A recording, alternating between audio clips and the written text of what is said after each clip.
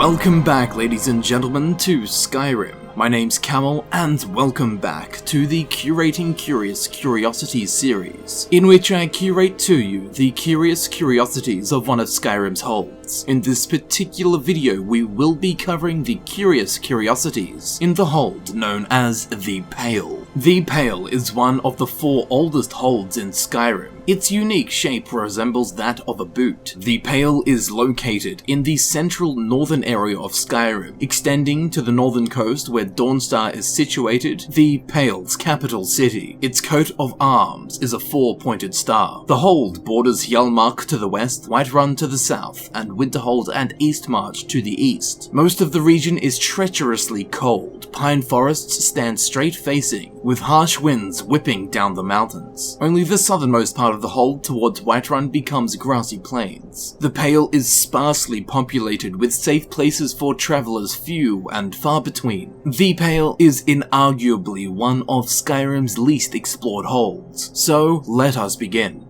For the first curiosity inside the Pale, we have the Bosmer Blood Trail, which can be found to the southeast of the shrine of Mehrunes Dagon. Lying in the snow is a single bow. Heading in opposite directions from this bow are what seem to be the fresh drippings of blood. Following one way hidden in a thicket, we will find the body of a male Bosmer, a wood elf. Judging by the copious amounts of blood around him, he's not having a sleep. There is actually an axe next to him, so he was armed when he was killed. If we follow the trail in the opposite direction, laying fragilely in this frozen furrow, we will discover the body of a female Bosmer. Again, next to her body is a weapon, so she was armed when she was killed. 2 Bosmer, both armed, both killed. Were they friends, siblings, or even lovers? If so, unlike most, they were certainly inseparable. But the question still remains, why was there a bow in between the 2 blood trails? As we know, both of these Bosmer were armed. Who owned the bow? And why did they run in opposite directions from each other? But most importantly, what killed them? Although there are plenty of wolves in this forest, I think something a bit more mysterious or sinister was afoot. For now, their bloodied Bosmer bodies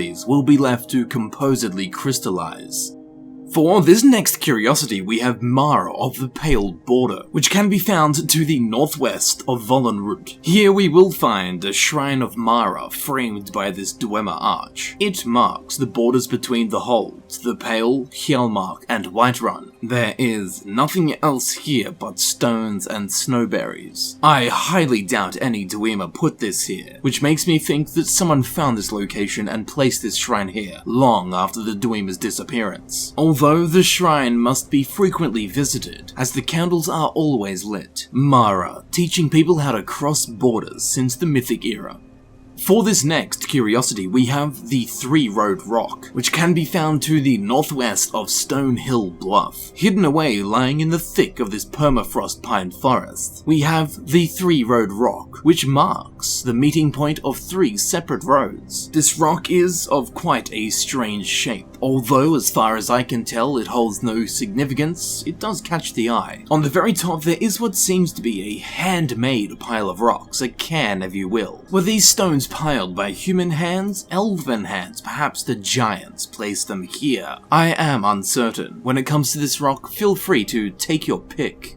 For this next curiosity, we have Trove to the Old Gods, which can be found just to the southwest of the shrine of Mehrunes Dagon. Here, tucked away this mountain peak, in this perilously gusty and frostbitten kingdom, we will find an altar with offerings, with no hint of religion or creed, presumably giving gifts to the gods of the mountains. Weapons, armor, potions, gems, an urn, and even a chest. There is, however, some Nordic ruins here, which makes me think that these were placed here by some of the original Nords of Skyrim, or perhaps even the Atmorans. The chest, of course, will contain random leveled loot. Luckily, this spot is quite easy to find, marked clearly with this cairn and its waggling bolt. Although treasures are fun, I'm going to leave the offerings to the old gods, as they have provided us with glorious sights.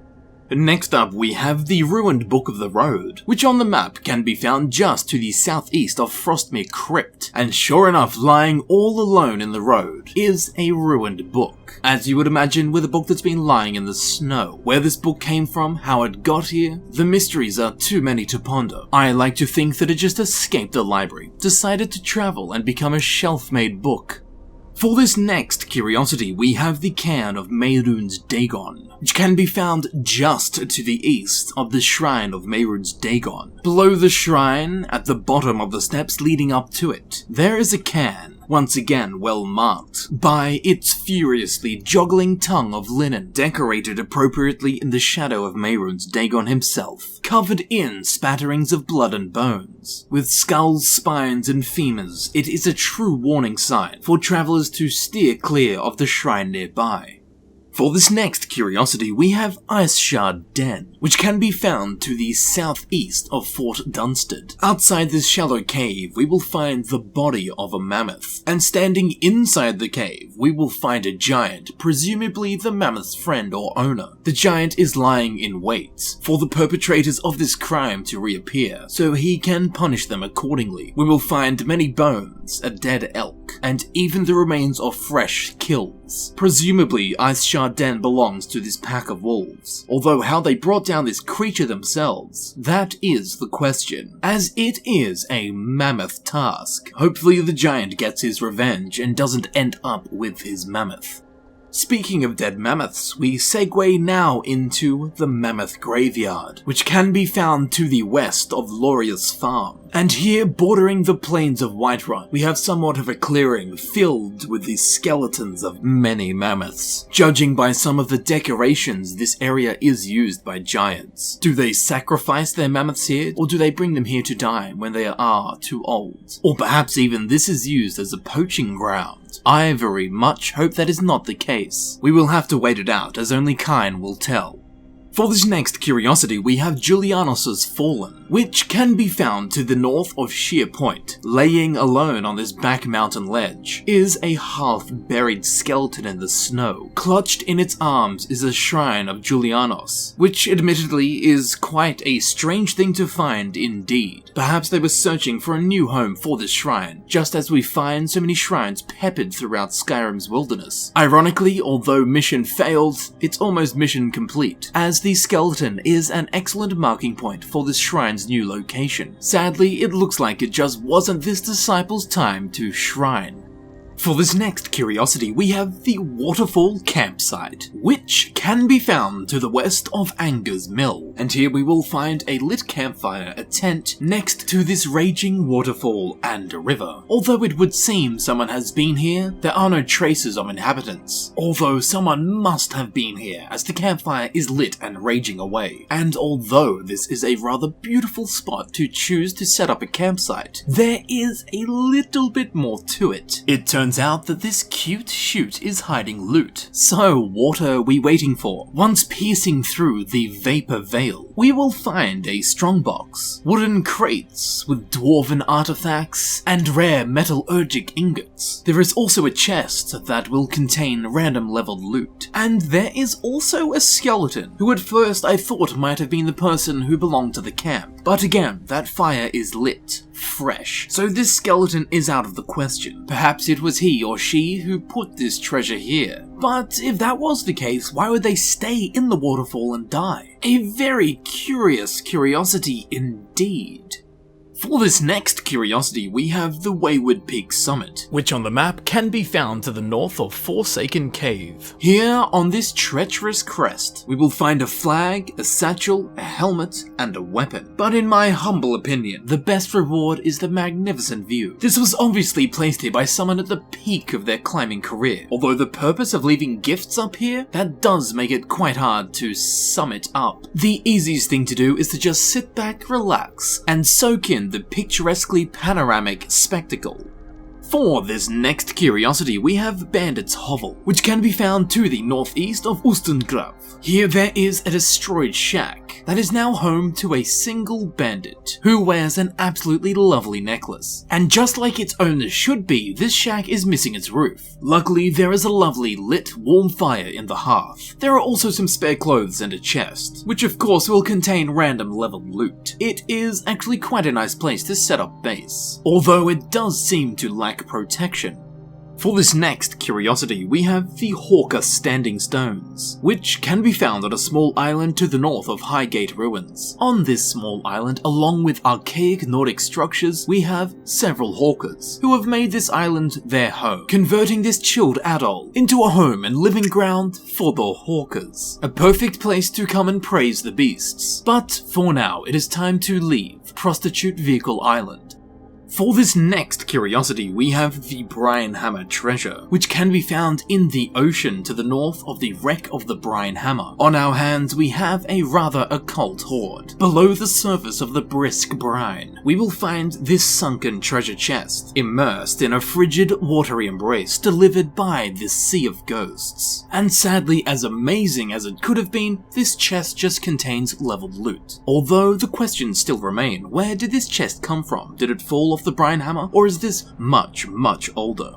For this next curiosity, we have the Barnacle boxes, which can be found to the northeast of Nightcaller Temple. As the name may have suggested, we will find 2 boxes covered in barnacles. But these barnacles haven't grown here, these have been picked and placed here. Perhaps someone has left them here to dry out. Although surely leaving them here unguarded renders them rather susceptible to being eaten by wild animals, or being taken by me. A rather curious find with no explanations. But like most, these boxes now smell of shellfish. At least there are some constants in the universe. Next up, we have the Bandit camp of Dawnstar, which can be found to the north of Mzinchaleft. Here we will find a group of bandits simply trying to survive in these harsh conditions. With that said, 2 of the bandits are practically naked, so I don't really know what's going on here. Perhaps they are Akatosh in the flesh. There is some fish hanging up, and behind the fish there is barrels, and on top of one of these barrels is the Destruction skill book, a hypothetical treachery. There is also a chest that contains leveled loot. All I can say is best of luck to these bandits surviving out here, as I fear they will experience an unhealthy dose of both frostbite and sunburn. For this next curiosity, we have the Dawnstar Frost Troll Den, which on the map can be found to the west of Dawnstar. Like something out of Star Wars, we will find blood and bones through the snow leading into a cave. In this cave is a frost troll, standing around, trolling as per usual, waiting for its next victim. Perhaps it should try the internet. At the back of this cave there is also a chest that will, as always, contain leveled loot. And on top of this chest we will find the block skill book, Deathblow of Bananit, so be sure to grab it and learn. But for now, let's leave the troll where all trolls belong, in a frozen, isolated cave. Pre-antepenultimately, we have Yorgrim Forest Spider Trap, which can be found to the north of Irkngthand. Centered in this venerable bosque are some meager Dwemer structures, most notably a small chest and a potion. But what we can't see is what matters. If you ever get the feeling you are being watched, you are. Aloft this antediluvian cluster, tucked away amidst the branched baldachin, we have an 8-legged assemblage, a harvestman's ambush lying in wait, peering down upon their grove and bait. Stand too close and they will come down to greet you. Frostbite spiders with huge, dripping fangs. Never have I wanted more the recall spell to be present in Skyrim. In my humble adventurer's opinion, this is a hoary horde worth avoiding. For the antepenultimate curiosity, we have the beached Barnacle boat, which can be found to the northeast of the Pale Imperial camp. And of course we will find a very small boat, a little canoe-type boat, turned upside down, arse over end, covered in barnacles. On the inside, we will find some very curious things, including some mud crabs, which makes it hard for me to tell whether this was used as a shelter or whether the boat was capsized, accidentally of course. We can find various bones, wine bottles, mud crab claws, knapsacks, weapons, clothing, books, and quite specifically a scimitar. I think it was a red guard that crashed their boat here, perhaps after the mud mudcrabs saw that one of their fellows had had their claws cut off, they took revenge and cut off the shipwrecked survivor's hand. Or, very possibly, not. We will also find the Alteration skill book, Daughter of the Nibbin. Inside the knapsack we will find various leveled loot. Altogether it creates quite a catch, and makes me wonder who crashed here and what happened to them. Are these their bones? Did they escape? Maybe they were eaten by the mudcrabs during the night. There are a few dozen possibilities. Placing a definitive finger on one is just not a realistic option. So let's leave the mudcrabs in peace with their beached barnacle boat. The penultimate curiosity of the Pale is the Lover's Tent, which can be found to the east of Dawnstar's sanctuary. Judging by this campfire that is not lit, I would say the lovers are no longer here. A very curious cove to choose to camp. There is much inspecting to do. First off, on the inside we have 2 bedrolls, and a scattering of other objects. We have alto wine, red mountain flowers romantically laid out, silver goblets laid on their side, and even an amulet of Mara, a goddess of fertility, some sweets for dessert. Perhaps these are tarts to represent the tarts, or at a different angle they could represent something else that was seen in this tent the night before. But to be honest, what I find most curious is these 2 candles. Unlike the campfire outside, these 2 candles are lit. However, at any given time, only one of the candles is lit, and the flame flickers between the 2. I have no idea what is happening here, but it does smell of suspicion. So many clues with so little conclusion. 2 missing lovers, yet 2 flickering flames. Something is amiss, although I do not quite know what. Although for now we must leave the Lover's Tent, further investigation is needed.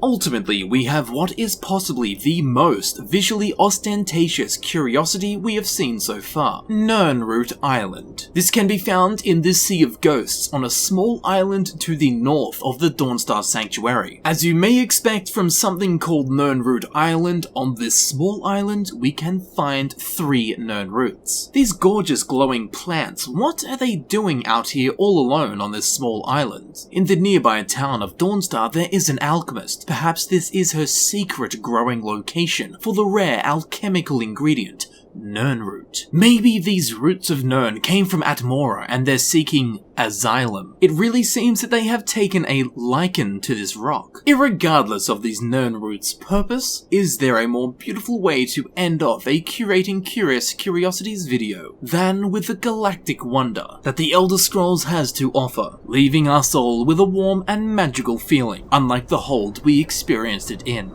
And with that optically dazzling display of northern lights, that does conclude our Curating Curious Curiosities video on Skyrim's hold, The Pale, which as we witnessed and as it sounds is a treacherously cold place, filled with snow-dwelling creatures and unexplored wildernesses. Although rather unfriendly to the common explorer, they do hold some hidden gems, whether they be materialistic or breathtakingly stunning. Hopefully now The Pale is a little bit less pale in your eyes. I hope you enjoyed The Pale.